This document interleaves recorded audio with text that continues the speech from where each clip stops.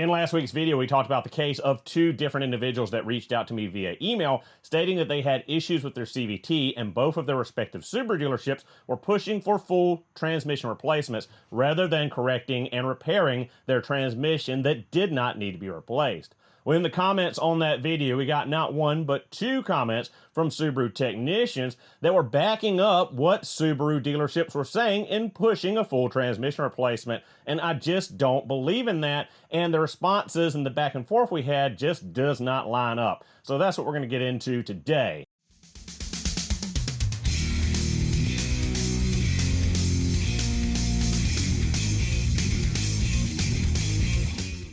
So guys, to start off with, we're going to synopsize what those two dealer techs commented on last week's video.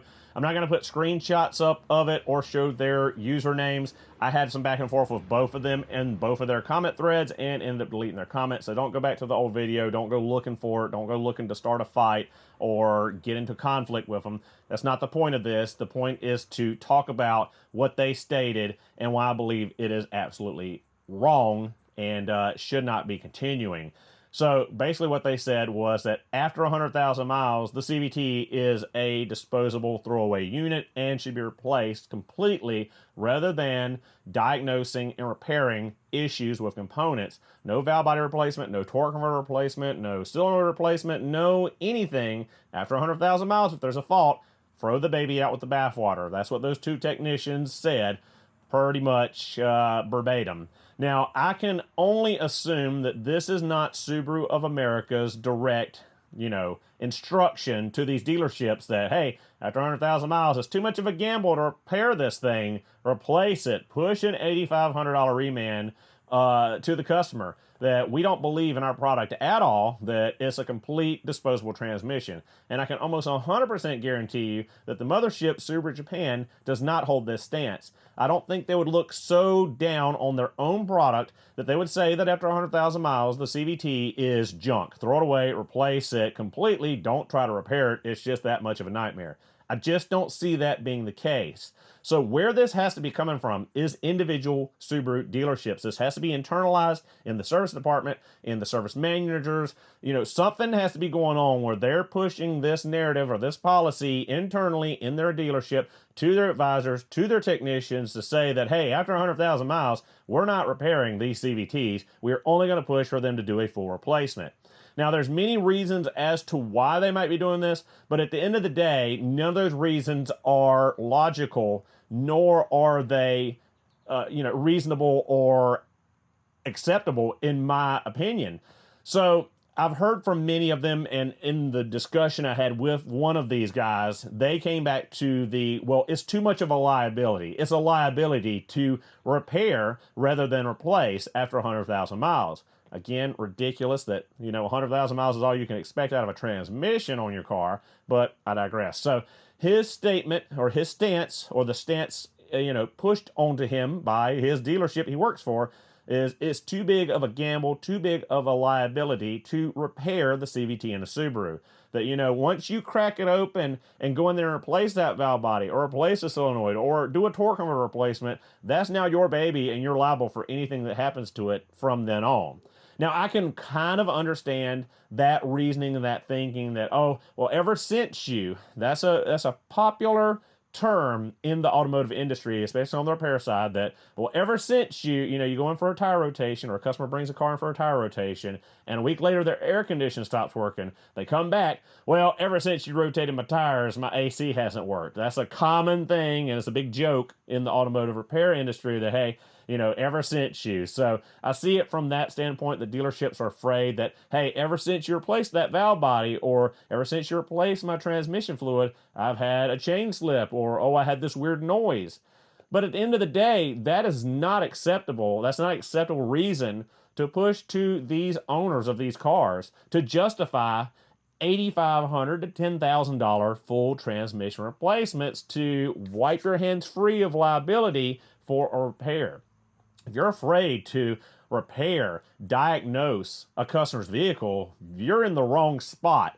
Your dealership should not have a service center. If that is what your stance is, that everything you touch is liability, that's no different than saying, well, we don't do brakes because it's a liability. If we replace these brakes and they fail and someone has a wreck, we're liable. Or to say, oh, we don't replace head gaskets, we only replace full engines because after we do head gaskets, oh, it's going to spin a rod bearing, we're liable. Now, that I've actually heard from the local Subaru dealerships in Charlotte that after a certain point, they would not replace head gaskets on EJ Series engines or F Series engines because it's too big of a liability that the engine would spin a rod bearing and it would come back on them and they were going to be forced to replace an engine for the customer. Again, this is crazy thinking, in my opinion, that these dealerships are cooking up these kinds of policies and putting them in place to essentially cover their own ass.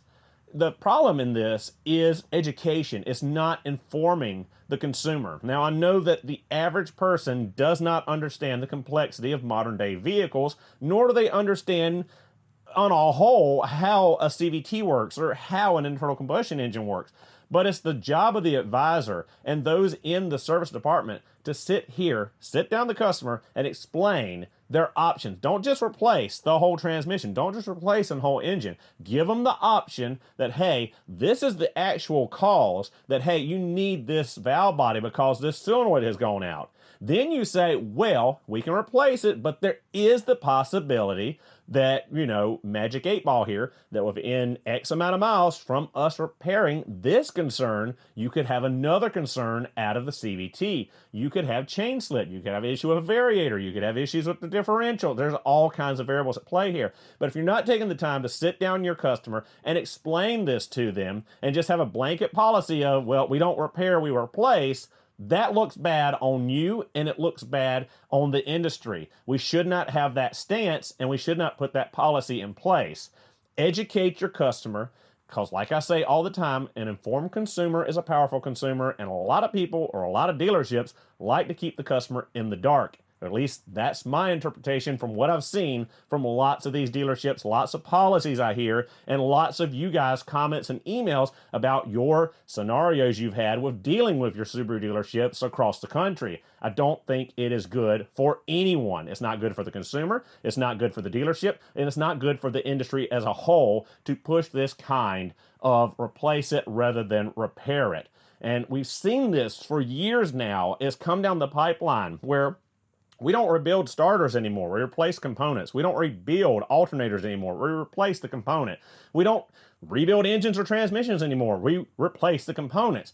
And it's gotten that way, just like I said, through the years because of the complexity of the stuff, education on the part of the technicians, tooling on part of the technicians, and, it's just a lot of things that have come together, as well as the lessening of the expense of these parts. Like, we used to rebuild CV axles. We put a joint in them. You can't even buy the joints, last I checked, for most of these axles. You have to buy a complete assembly. They used to sell reman axles. Can't even buy remans anymore. They only sell new axles, last I checked. So there's a lot of this planned obsolescence, so to say, that we're not repairing. We're just part swapping and hoping for the best. But the problem with that, again, is now these components are so expensive and the cars' prices are so expensive and the amount of technology in them, it's making cars more and more disposable, which I've talked about in other videos in the past. But if you're driving a 2010 or 2011 Outback, this may be worth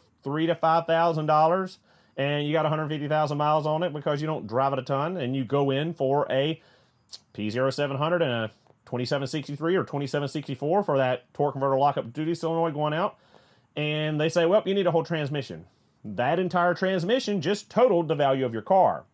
Now, again, DIY, you could go and do the Dorman solenoid for $40, $50, $200 in fluid, buy a scan tool for about $500, a good, median Top Don or Alltel or what have you, and you can replace that solenoid, replace the fluid, and do a relearn, and you're back in business for much less money. So dealerships are kind of pushing their own self out of the way, where people are realizing that we don't need to go to dealerships, we don't need the dealer service, that they're trying to force us into these high dollar repair bills because they're trying to maximize their money. Dealerships make their money in the maintenance side and the repair side, not in selling new cars. The money is coming out of the service department. That is where they're making their money. So they're pushing for these larger and larger tickets and higher repair bills to either force you to trade the car in and buy something new or take it elsewhere because so many people are so fed up with these high repair bills. So again, I just don't feel like that this is something that these dealerships should be allowed to do. Either Subaru of America, Subaru Japan, the mothership needs to investigate this stuff. If you have been, to a dealership and gotten a similar experience, with a ton of people commented on that last video, they had similar experiences, and I've gotten emails from a lot of people. Start calling Subaru of America's customer service hotline. Tell them about your experience. Report the dealership. Call them out.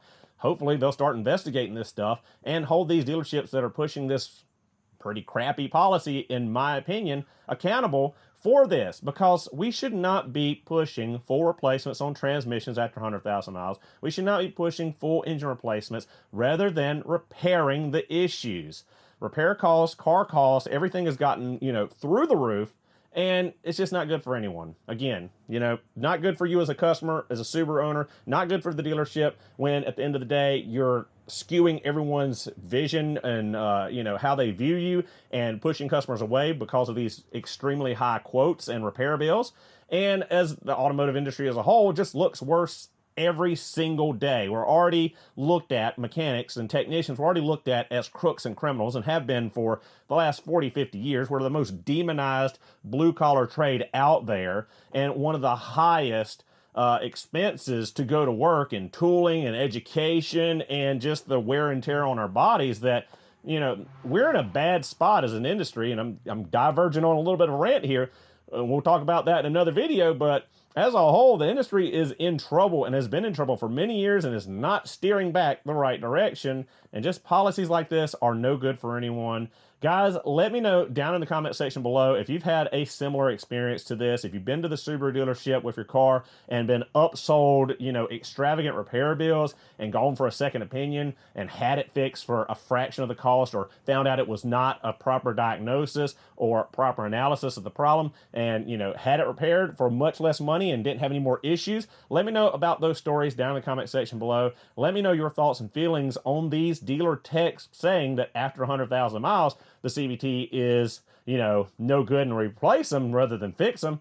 Just let me know what you think about this and what you think about automotive industry's push towards this more and more replace rather than repair.